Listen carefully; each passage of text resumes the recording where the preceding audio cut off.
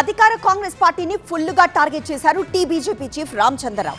Fee బకాయి, BJP లడాయి దీక్షకు permission ఇవ్వకపోవడంపై ఆగ్రహం వ్యక్తం చేశారు. అనుమతి లేకపోయినా ఎట్టి పరిస్థితుల్లో వెనక్కి తగ్గే ప్రసక్తే లేదంటున్నారు.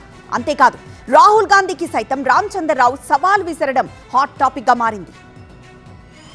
తెలంగాణలో ఫీజు రియంబర్స్మెంట్ బకాయిలు విడుదల చేయాలంటూ బీజేపీ తలపెట్టిన దీక్షకు పోలీసులు అనుమతి నిరాకరించారు. పార్టీ కార్యాలయం వద్ద 2 రోజుల పాటు దీక్ష చేయాలని బీజేపీ ఇప్పటికే నిర్ణయించినప్పటికీ ఖాకీలు నో అనేశారు. దీంతో రేవంత్ సర్కార్ పై AK-47 ఎత్తారు తెలంగాణ బీజేపీ అధ్యక్షుడు రామచంద్రరావు. కాంగ్రెస్ ప్రభుత్వంపై ప్రజల్లో తీవ్ర అసంతృప్తి ఉందన్నారు ఆయన. అవినీతికి అంతే లేకుండా పోతోందన్నారు. గత ప్రభుత్వంలో 15% కమిషన్ నడిస్తే ఇప్పుడు 30% కమిషన్ తీసుకుంటున్నారని ఘాటు విమర్శలు చేశారు. ఇవన్నీ చూశాకే ఈ ప్రభుత్వం 5 ఏళ్లు ఉండేలాగా కనిపించడం లేదన్నారు రామచంద్రరావు. 22A పేరుతోనూ అక్రమాలు జరుగుతున్నాయని ఆరోపించారు రామచందర్. ఆ రోజు బీఆర్ఎస్ పార్టీ వారి కుటుంబం అంతా కూడా రాష్ట్రాన్ని దోచుకొని కుటుంబం బాగుపడుతుంది అనేటటువంటిగా వాళ్ళ మీద వచ్చిన అభియోగం ఇప్పుడు వీళ్ళ మీద వస్తూ ఉన్నది. వాళ్ళు ఫ్యామిలీ జస్టిస్ అయితే ఈయన బ్రదర్స్, జస్టిస్ ఫర్ బ్రదర్స్.